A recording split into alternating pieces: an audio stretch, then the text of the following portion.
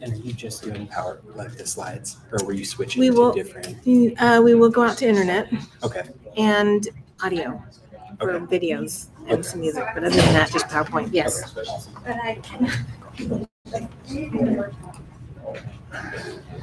I'll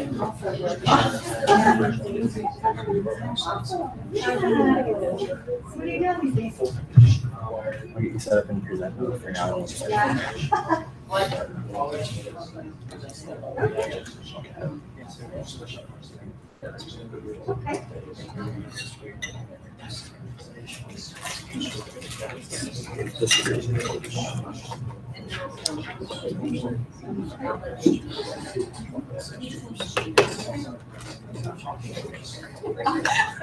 In your recreate time? Yeah. Okay. Bye, Steve. So I don't know that either of these triggers are working. So if you'd like me to advance, are you okay with just letting me know? You're gonna stay right there? Yeah. I have a clicker. Oh, okay. If you want to use it, but it doesn't matter to me. Okay. Yeah, I'm okay with just tapping the arrow, but we can give it a shot and see. You. Okay. I use it with my class, but and we're gonna be taking turns anyway, so it can. Okay.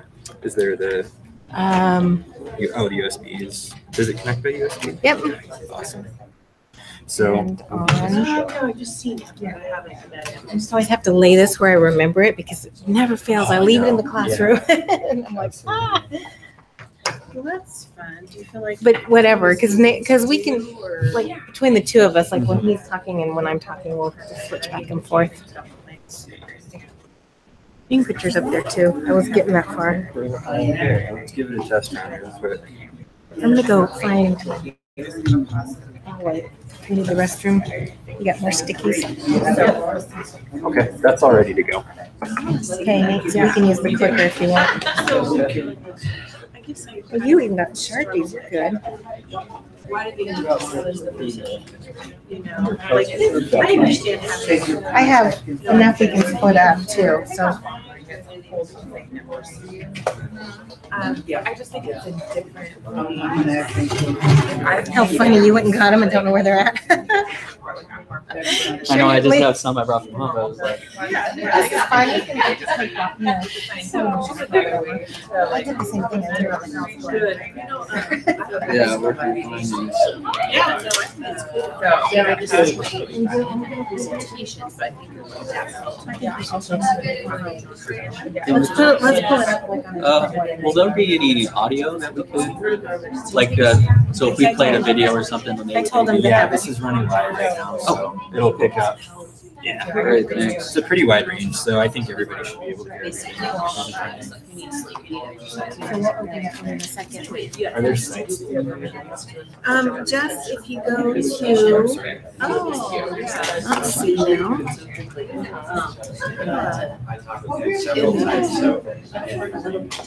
I wonder It's right here. No, it's not shown that way. I don't know what this is. Okay. The link, let's grab this one and open. So Should we'll give give it it a some. Okay. And we're not going to show it. That's why I was maybe we can get it set up this. Yeah, there you go. And then we won't, like, it'll have this like everyone else can look back. That makes for a moment. Oh, okay. And Nate can do that in or whatever. Yes. Other than that, it's already in presentation mode. We're good. We've got our notes down here, so we're good on this. And we're ready to go whenever. So I don't think we need either one of these. I'll put them right there. This one works fine. Yeah.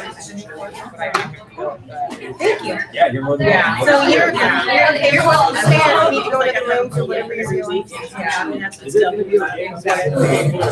You're fine. We might be coming over here just to pull up stuff, but no, you're fine. You'll see it. Try erase marker anywhere. Yeah. I'm gonna grab one for you real quick. I'll just send it. You want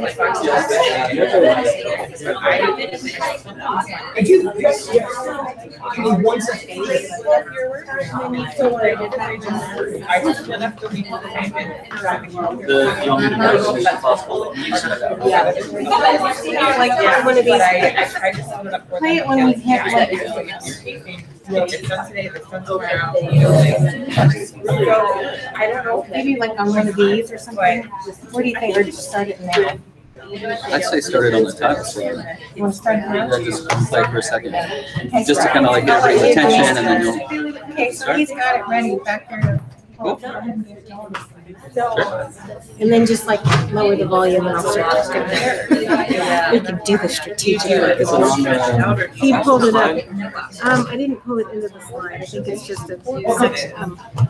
Yeah, you'll have to go back. Oh, right here? Yeah, and then just hit play and then lower. Okay.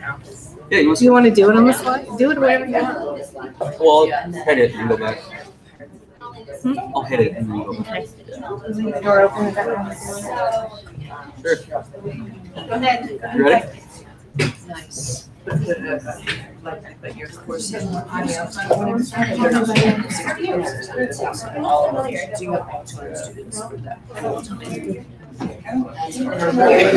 Hooked up with Yes. Yeah, you're like 200 submissions. On that. All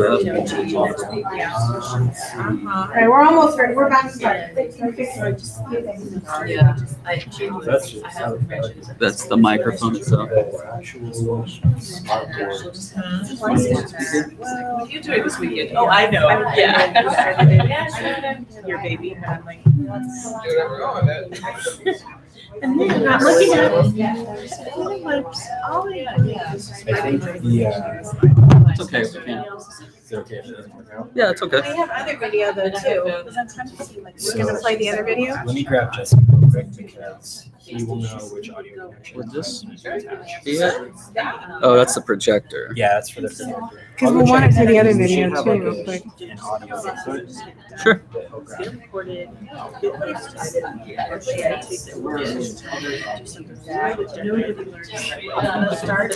I'll wait till he comes in. Because we'll want it for the other video.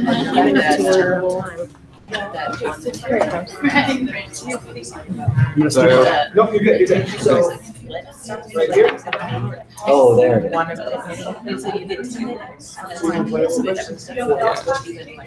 You can just keep it going. And then her to do like 10 minutes back. So many different, so that you only have to redo a story or a narrative or ask a question. If it's response. I thought that was ours.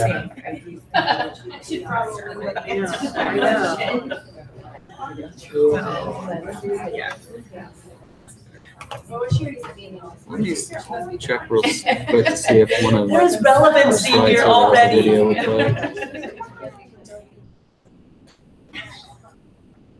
I hear it coming out somewhere a little bit. I don't know where the speaker is.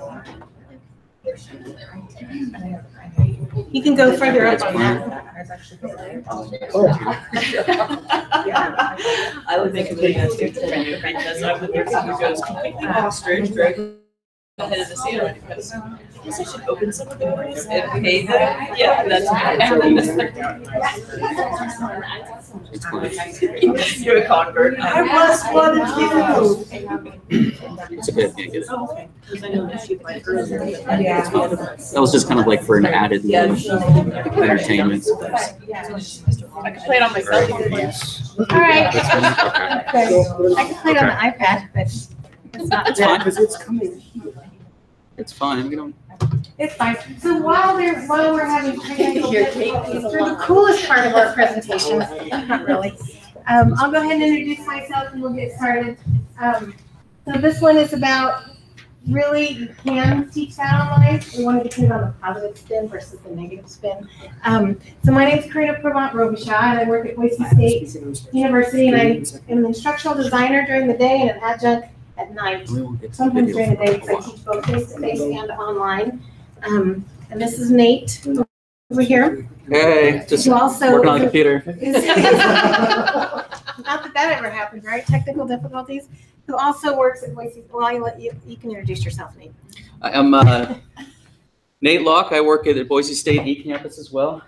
I'm sorry, I wasn't even paying attention. Yeah. I'm an instructional design consultant with eCampus as well. And yeah, you can go ahead. Yeah. All right, I'll go ahead. It's me.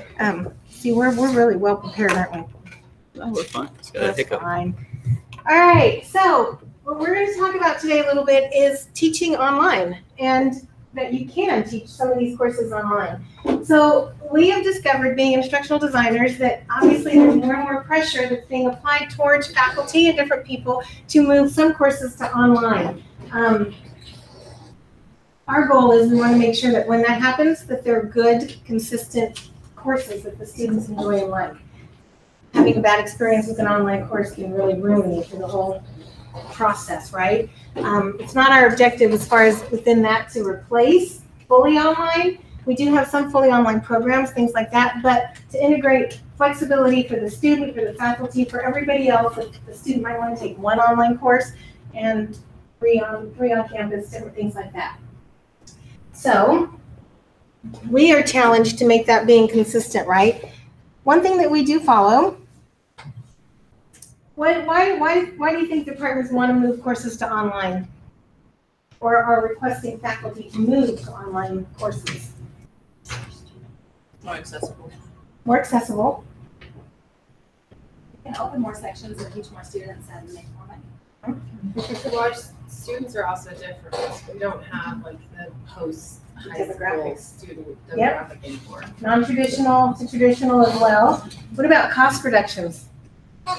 You don't have to have a physical location, right? You don't have to, whether it's in a classroom, all that kind of stuff. And even for the student, whether they're traveling back and forth to campus, things like that. Cost reductions, increase students' attendance.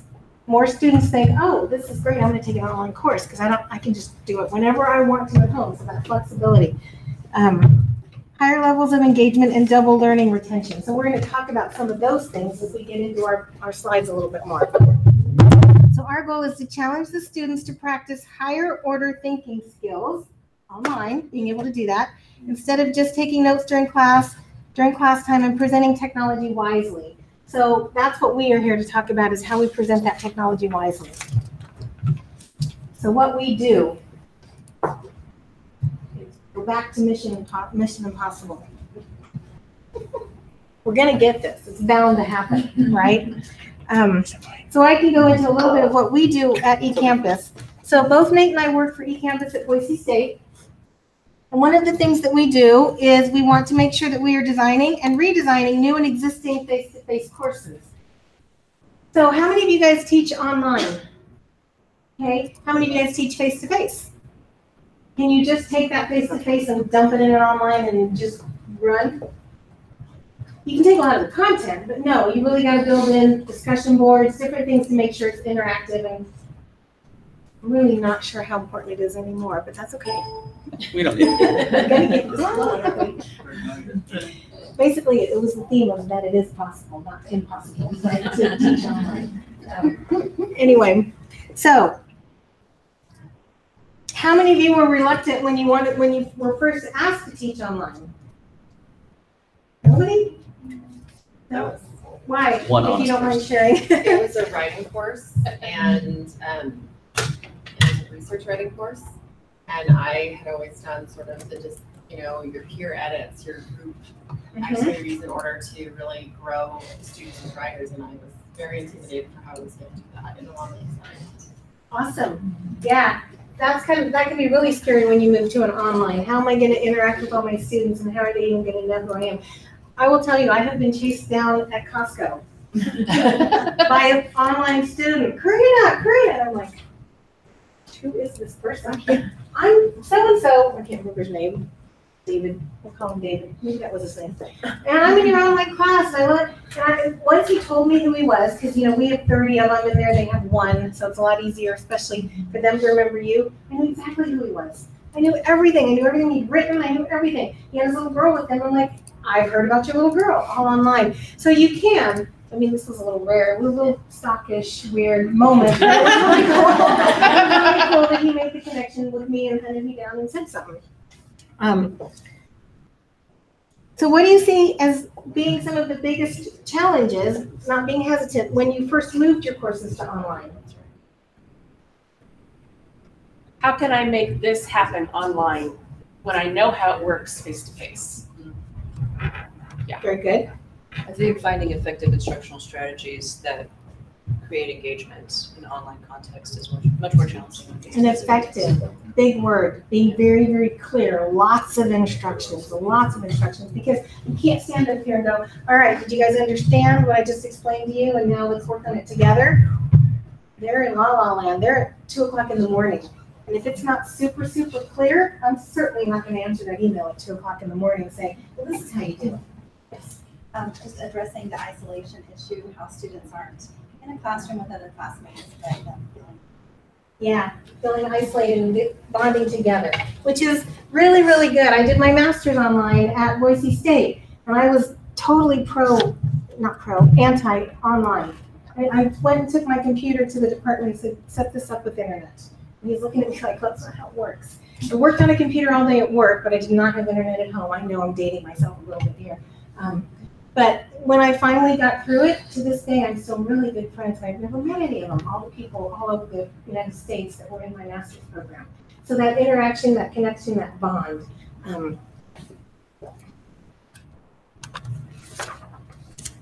So we already kind of went through this slide a little bit, but we're going to go ahead and do an activity. Getting this set up, you notice I put some Post-its down in your rows. If everyone can write down 1 or 2 things, 1 thing per Post-it, of a negative aspect that you have or you know that other people have about online courses.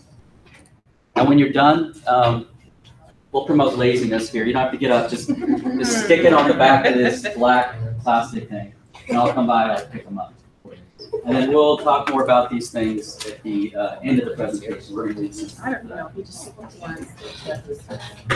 And even if it's your own or just other things you've heard from people. But something that maybe you think guys are all can't be teaching taught it. online, isn't done well in an online classroom, that's done better in a traditional classroom that just cannot be as good on an online classroom. Any of those types of things. We don't, we just needed it for this, and then that one slide I pulled up, or the Bueller slide. But I think that visual of just saying that it is fine. But it's not. But it's not, yeah. And maybe, I'm gonna walk away, but maybe. But like I said, I'm getting system set, but I'm not getting it else, and I don't know why. That's fine. And that's really frustrating. No, it's fine. We're okay. No problem. Okay. It's good. We'll be fine. You guys are awesome. Thank you. I can sing it. Dun, dun, dun, dun, dun, dun, dun, dun, dun. All together. We can always improvise, right? Just ask a question. Yeah.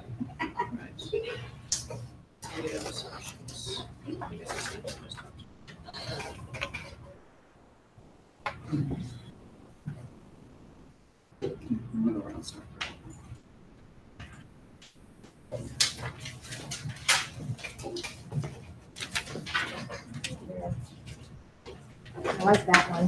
The instructor doesn't respond.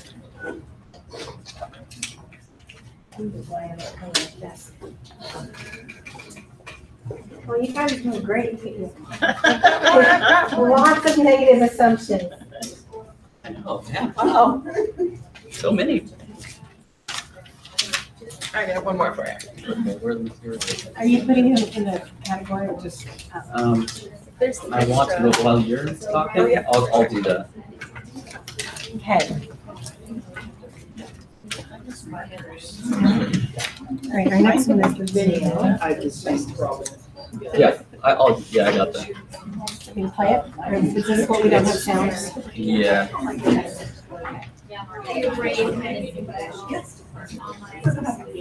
So while you guys are finishing that up, we'll come by and get the rest in a second here.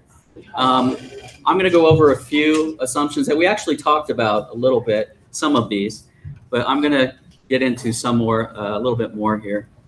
So assumptions about online courses. If this doesn't play audio, I think you all know what I'm referring to. Oh, so it wasn't going to play. Let's see. Yeah, I didn't play. So, boring. Bueller. Oh, look at this. I love Just it. He's disconnected. ad-libbing the video. Like a disconnection. Students aren't engaged. It can be very boring in the classroom.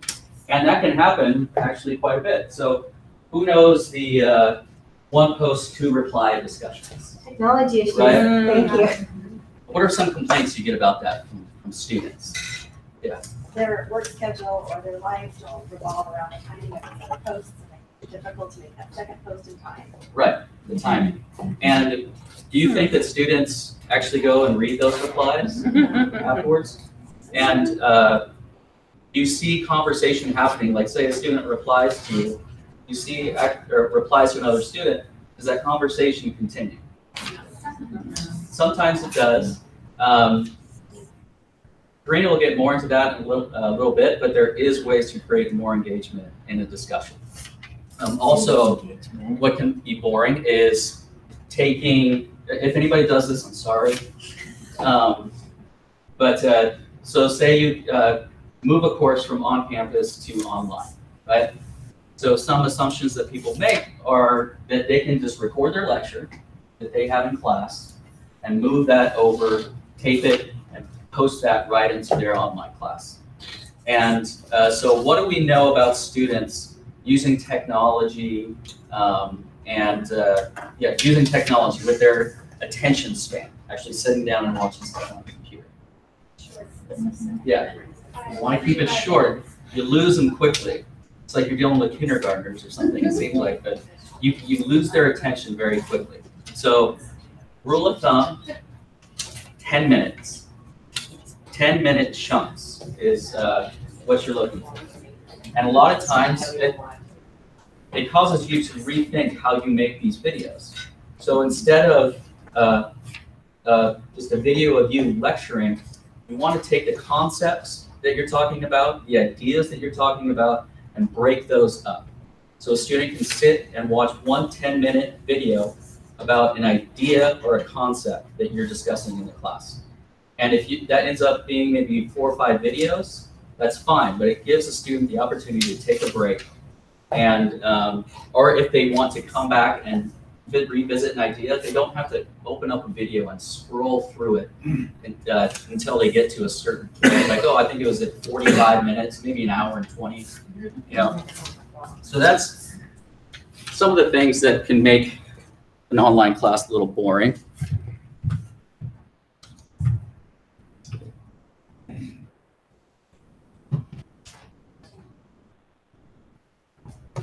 Okay, one other assumption, isolation, which I think someone actually brought up. And that's right in here, so I kind of grouped them, but he'll look at these after, but Yeah. he's addressing already some of the ones you guys have already put up here. So isolation, you're sitting alone at a computer. And so that can cause a little bit of boredom as well, but it's a lack of engagement, right? So what are some ways you think that can promote that engagement when a student is alone sitting at their computer and taking an online class? Eye contact directly into you. Yes, eye contact. Anybody else? Yeah. So I'll go over just a couple of things, but we'll revisit this when we talk about questions and everything as well. So having sometimes social interaction with students. Now, it means like knowing your audience. Your students have to be comfortable with these things. But creating spaces for synchronous or very close to synchronous, asynchronous communication, using Twitter, using Facebook, where students can post quickly and get a response quickly. Also, group work. So students working in a group, I think it's best to give them options because, as we know, students taking online courses have lives. They have jobs, things like that. So giving them options, maybe a shared Google document. They can share information back and forth in that document. It's automatically updated right away. Giving them, in most learning management systems, and if you don't have this, it's in Google Hangout as well, is synchronous communication video. So you actually get to see each other, make eye contact, learn a little bit more about each other, and discuss ideas and have the conversation develop organically. If, let's say, students can't meet at the same time, actually email or their own private discussion, or having them actually create their own Facebook group if that works for them. Those are options as well. And to add really quick on the group work, one thing that I've discovered, I have group work every single week in my online classes. Most of the time I'm getting really good feedback that they like the group and they've done well. But one thing I learned, I wasn't getting good feedback before, I do a team charter. I make them actually at the beginning of the very first class online, when they do their group work, the first thing they do is a charter that says, I'm available these times and I work and I have a family, so I get on the computer at 7 o'clock at night. That helps the type A personality that needs to have it done right now. And they type, what is the other one, B? Not F, I don't want to call them the type F. But the different types of personalities where you're on board now with, I've got to have this done, my group's not working with me, my group. Well, I told you I wouldn't be available until Thursday. Huge, huge difference because they can relax and go, all right. And then as they get to know each other through the weeks as they're working in their groups, they all of a sudden go, I know John doesn't jump in until Thursday night, but when he jumps in, it's fine. So I'll do my stuff Monday because I have other things and other commitments, but he works these hours and all that. Huge difference with the team contract. They're accountable to each other now, not to me. And I always tell them, work it out with your group first. Don't come to me until there's a big problem. And they do weekly projects all the way up until they get to a big project. So I make them practice every week for the big one. So they're low stakes group work, building up to 2 big group projects online. Right. And one other assumption we'll go over here is online courses versus traditional on-campus courses. So talked a little bit about this before, things that you can do in a traditional course that just can't be done in an online course. So does anybody have, I know a lot of you teach online already, but things that they assumed could not be done in an online class when you first started, or you still think that cannot be done in an online class?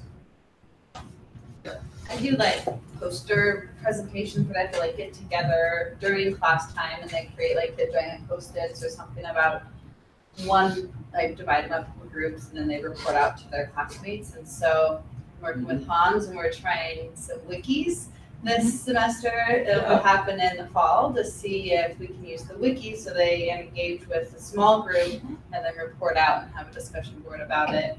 Yep. Kind of then the next Thursday or Sunday. So I'm excited to see how that works. Yeah. That was just what I was going to recommend. Yeah, having wikis, having that shared space where you can edit content and communicate.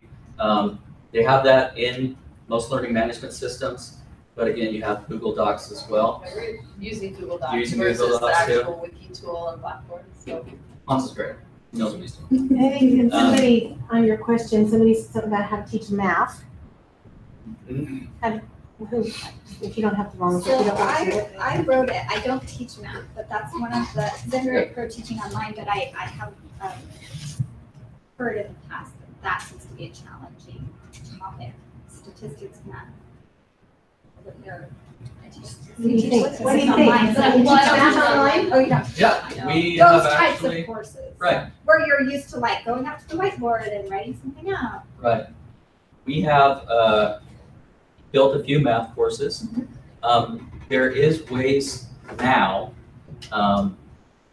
they're getting much better on how to write equations directly into the learning management system. Symbols and things like that. There is some systems that do better. I have an instructor who actually taught computer science that used some outside stuff. Gosh, where can I remember it? There's no P, that management system. But I'll think of it. But anyways, also in presentations, having that is sometimes writing out an equation is best on the whiteboard.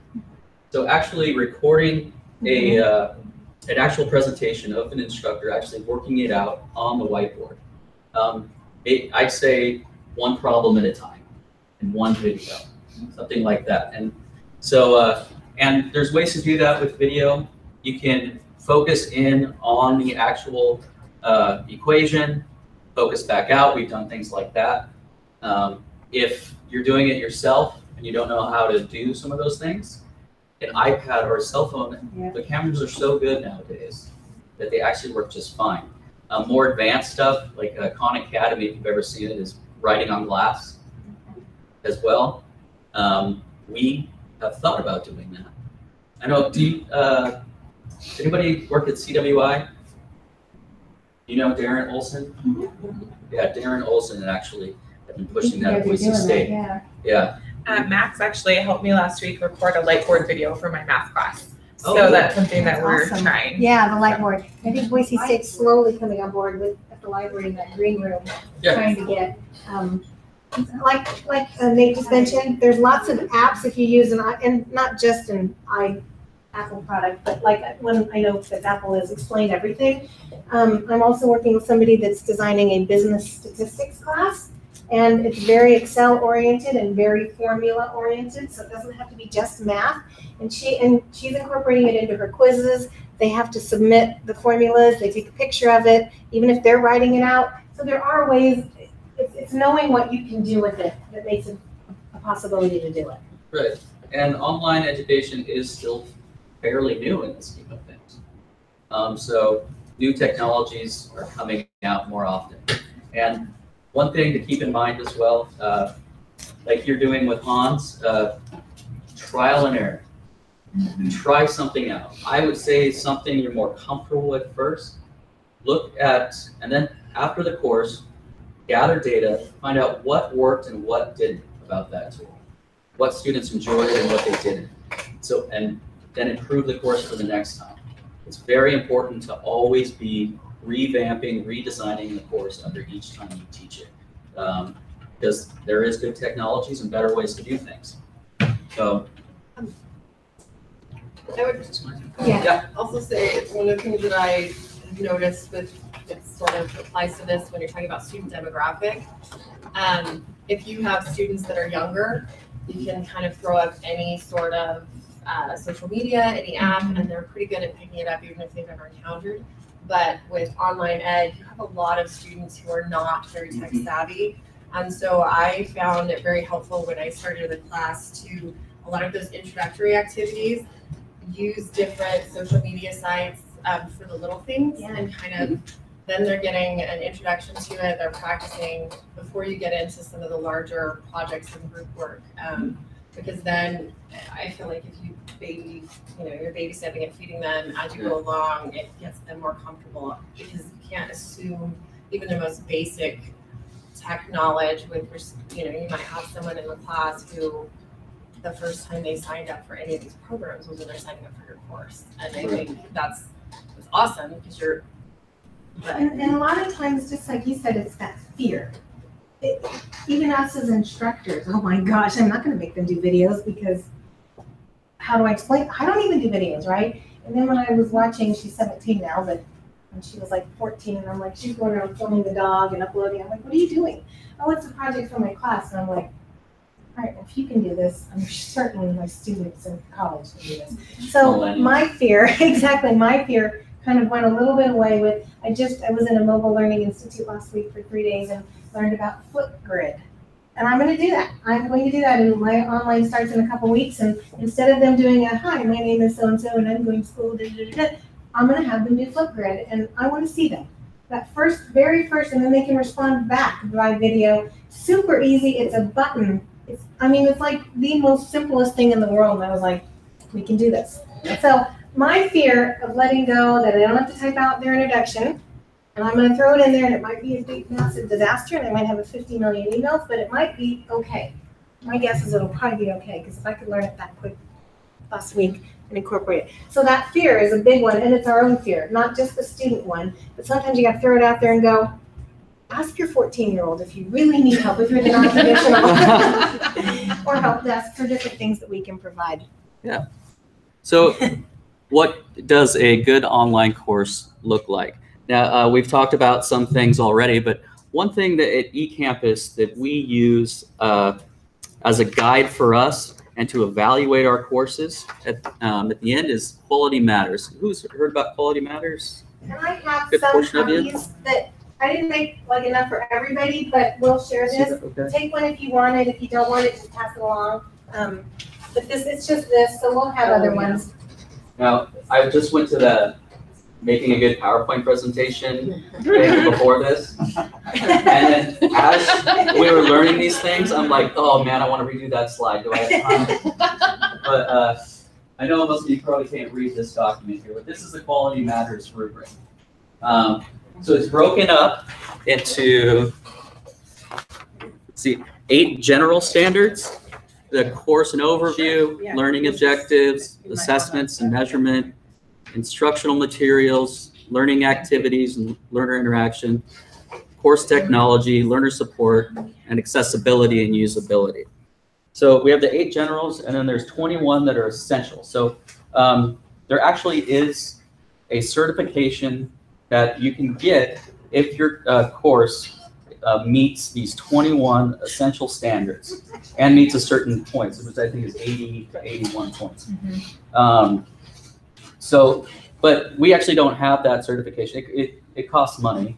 You have to have your courses reviewed by 3 faculty members, and it does cost money. But we actually trained in Quality Matters standards, and we review our own courses, not the ones who actually built it, but other courses as well. We do have faculty that review them at Boise State, but we don't have just the full-fledged, they don't get the golden stamp. But we follow everything, we're just doing it underneath the, having to pay for it. And what this does is encourages best practices.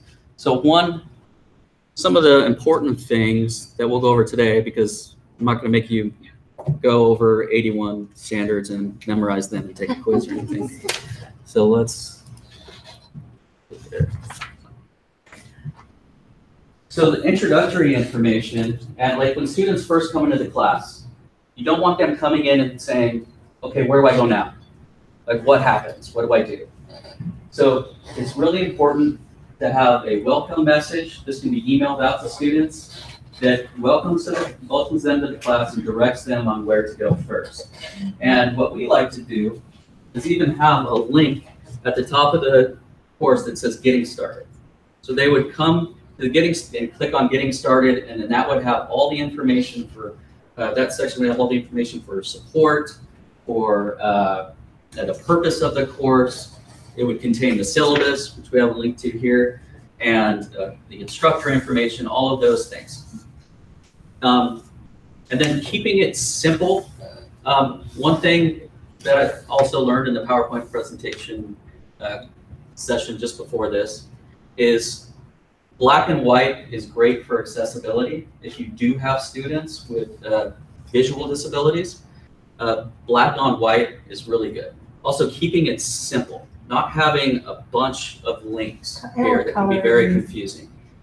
So the way we break it up is you have the faculty information and the course questions and suggestions at the top as well. So when students find a problem or they don't understand a concept or what the instructor is asking, they can come here first and post in that section. Other students are enrolled, they can answer the questions and the instructor will monitor that as well. Under course content, we mostly run our courses in weekly modules. So week 1, week 2, week 3, week 4, and I'll show you a picture of it in just a second. And that makes it for students really easy to follow. Like, okay, we are in this week, these are the dates, this is where I go. And then to things that they'll visit often, like the discussion board, course resources will have a lot of the resources used in the course that they get to quickly, and then things like checking their grades and stuff like that. Yay, technology. This works. So we went over this already, actually. Yeah. Yeah, just went over that. There we go. And here is the getting started section I talked about earlier. So a student comes in, they go to getting started, they can click here, and the introduction of the course will contain the purpose of the course, the course learning objectives, the information on support services, things like that.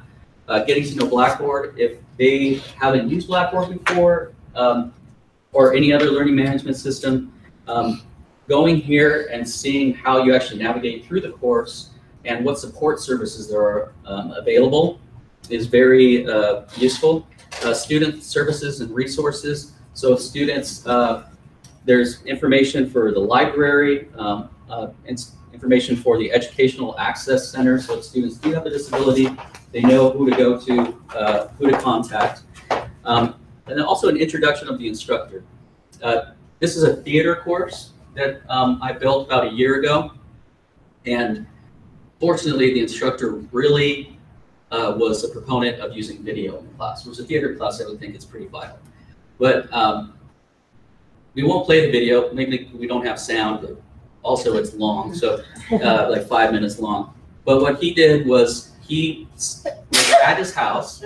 His wife used an iPad and filmed him as he walked around his living room and pointed at pictures and described, like, these are my kids, and then pointed at some sports equipment and says, this is what I like to do, like, in my off time.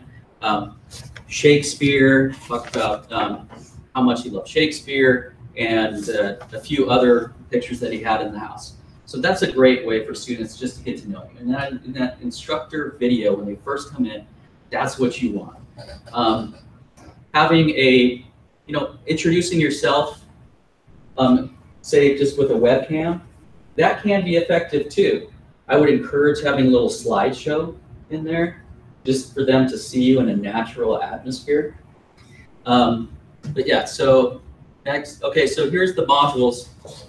So having the modules, just module 3, 4, 5, and then having the dates right there too, like I said, will make it easier for students to know where they're at. When they click into the modules, it'll be a list of everything that they need to do that week. And also, what we like to do is keep these invisible. So let's say they're in week 1, they wouldn't be able to even see these. So they know that they're definitely in week 1, and it keeps them from getting too far ahead. Now, what we will do is, say a section starts on Monday, module 2 starts on Monday, we'll open it up on Friday, because adult learners, sometimes that time on the weekend is when they're in the classroom, and they're not going to have a lot of time in between. So having that open on the weekend, we highly recommend. I'm running short on time now. And one of the other things I was going to mention really quick that Boise State's implemented is we have now, and not by our choice as far as instructional designers, but I think it's actually working out okay. We have implemented one look. So this black on white, they have one template now that everybody has to use. And a lot of faculty were really upset about that. But again, it came down to, like Nate mentioned, that you can't read pink if you have a visual impaired, things like that. The other thing, we're really trying, not everybody at Boise State works with eCampus to have their courses built online. But if you are working with us, you're going to have a very consistent look, and the student's going to go, that was really well organized. And then they'll take another one from a different department that has never worked with us, and go, this was a mess, or different things. Our objective is not to have everything exactly the same, absolutely not, but to definitely have all of these quality matter components and incorporated into your course. Navigation being consistent for students. Yeah.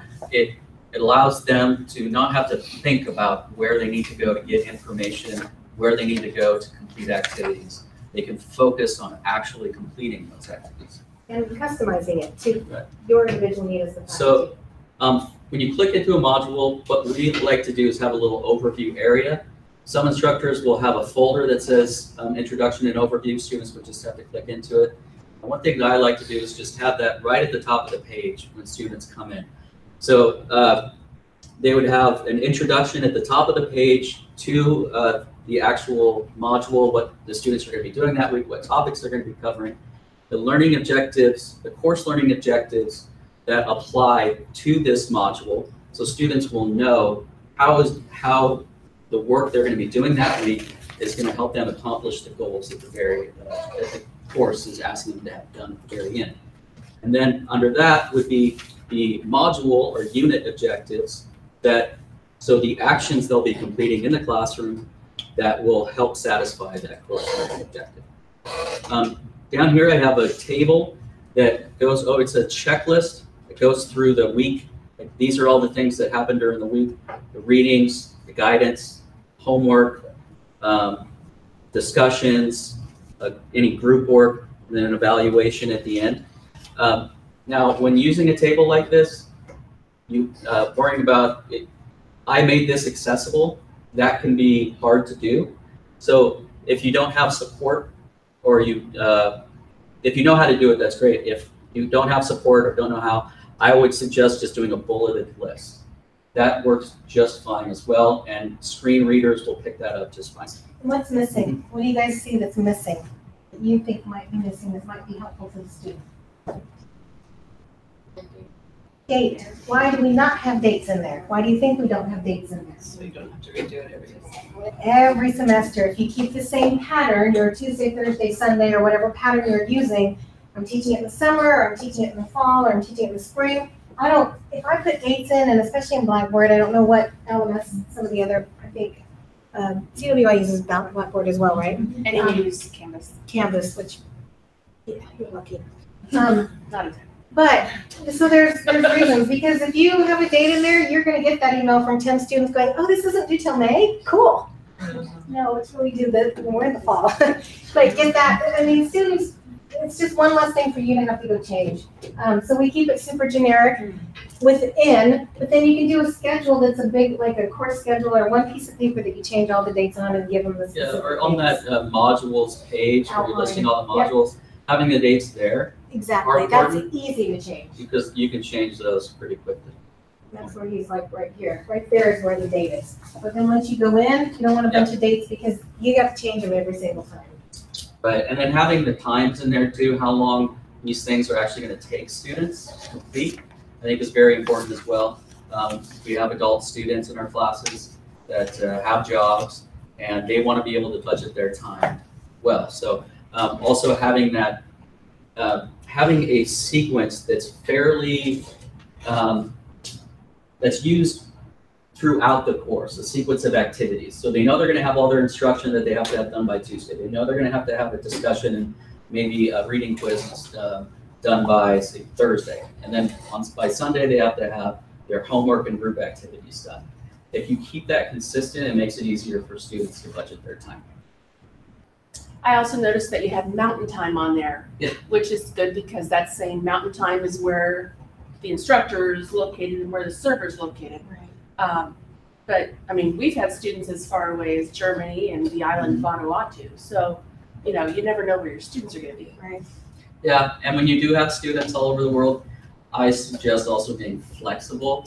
So, I mean, mountain time, like 11:59 p.m. mountain time could be, you know, like 4 in the morning for them, or so giving, say, like a 4-hour buffer, I think can be useful if you do have students that are all over the world.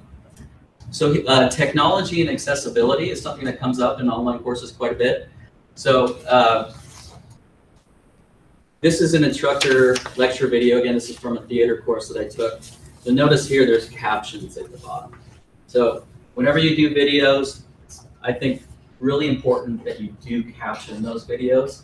You may not have a student that has auditory disabilities in your classroom, but from experience, I know that they don't always make themselves known a lot. They try and get through the class without saying that they have these disabilities. But there are times a lot when they already have gone to the Educational Access Center and you will receive a notification that students in the class. Now, could be that you'll never get a student like that, but when that does come up, you don't want to think like, oh no, I now have to go back and caption all of my videos.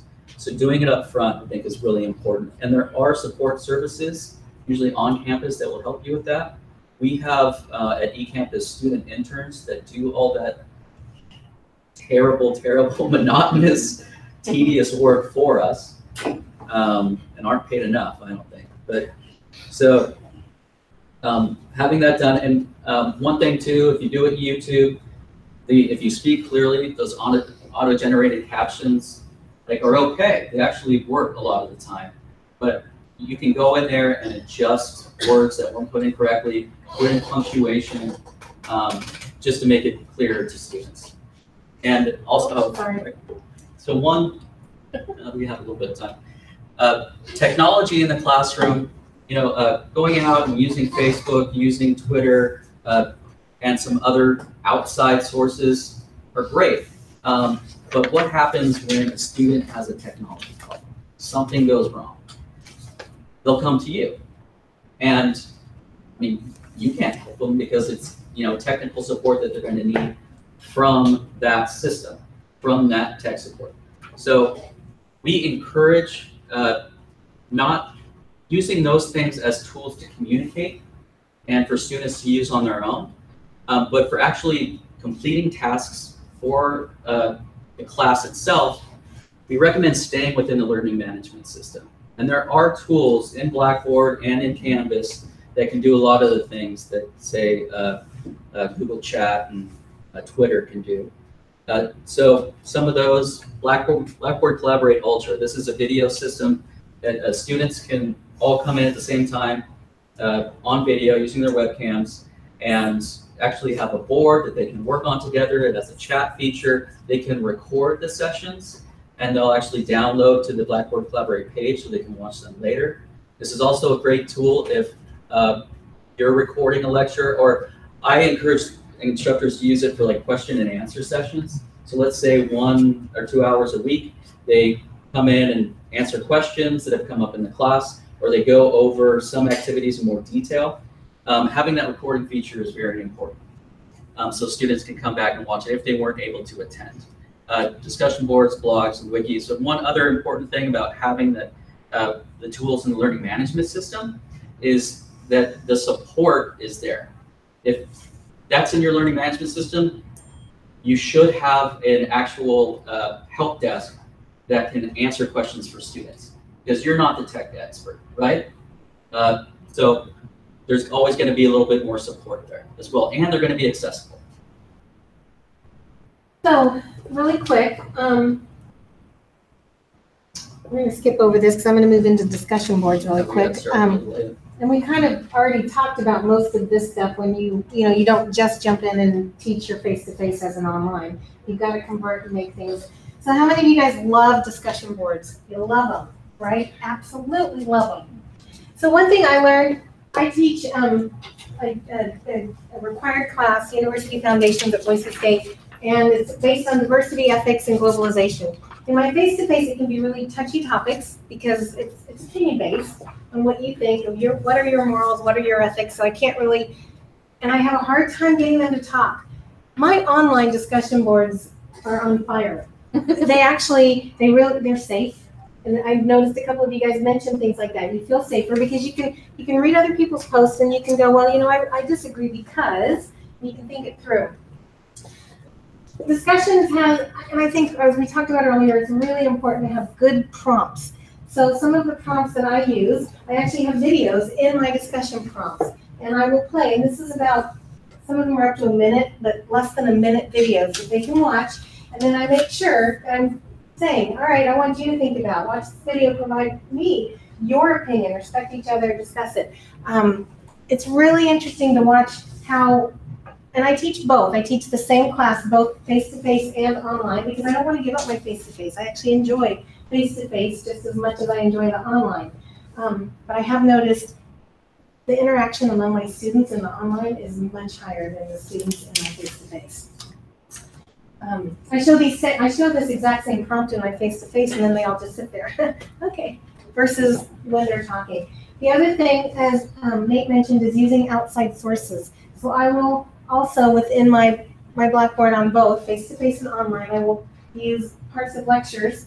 Harvard has a little more credentials than me at Boise State, so I'll say, all right, Michael Sandel's gonna tell you now exactly what I've been telling you, and then they're sometimes a little bit more, oh, he teaches at Harvard, cool. So using outside sources within your Blackboard courses and doing things like that also engages them.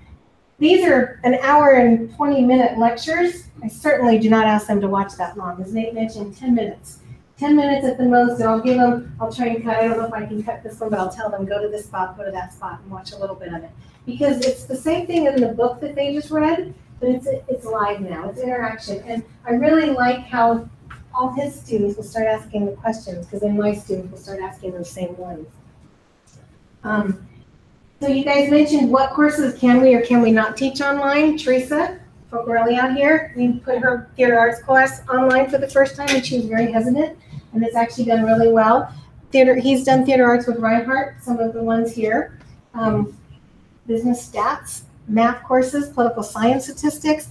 I mean, you can almost put anything online. We had an astronomy class that we put online that they had to go out there and see. We are learning every single day more and more ways, especially as instructional designers, on how to make them more competent and better courses. We're running out of time because I know you guys need a little bit of a break.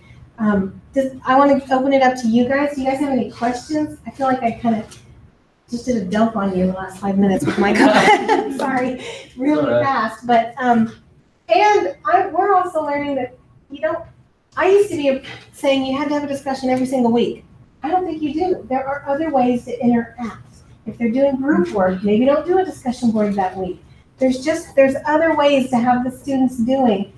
And my philosophy on things that I did 5 years ago to what I do today is different. As an instructional designer, I'm constantly learning. I was mentioned in a mobile learning institute last week, and I'm going to start using more iPads and more things where I'm going to have the students pull out your phone. It's okay. Because I used to be like, what are you doing? How's your mom doing? And then they're like, well, I was just Googling what you said. And I'm like, oh, duh, I'm being stupid, Embrace the technology. It's okay. Let them, where they're coming from, let them use it. And that's in online and face-to-face. Questions? Do you guys have any? Sorry, we got a little bit of a late start. You guys do have some Post-its that we did cover a lot of these things. I pulled out some that we haven't touched on too much. So one is online courses not being as rigorous. I've taken online courses that are not very rigorous. That's a misconception of the students' end, definitely. Yeah, that's why encouraging you to use best practices is one important thing to consider today. The Quality Matters rubric will do that. Paying attention to the course hours. I know a lot of times when you teach, maybe you don't look at the course hours or evaluate your courses meeting the course hours. In an online environment, that's very important. So I always encourage listing out the times each activity may take.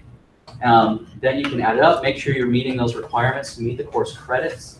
But also at the end of each module or week, having a survey and asking students how long did these things take you to do. Because teaching it the first time, it's really hard to predict. We can figure out reading times for certain levels, how long those things may take, but we don't really know until we actually ask those students.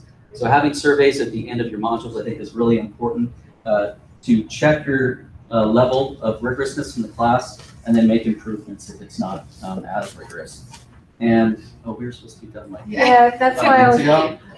I'm sorry, but yeah, if you guys want to stick around, we'll answer a few more questions. And our email is on the board too. You can reach out to us if you want to write that down. And somebody said you can't teach music online, and we just developed a music class online. So you can teach music online. And chemistry, and Leslie mentioned math. So it really depends on what your aim is and what your goal is. Thank you guys. Sorry. Sorry we didn't have our music going. That's way more time trying to figure out. I'm going to collect any of the extra. I'm good. How are you doing?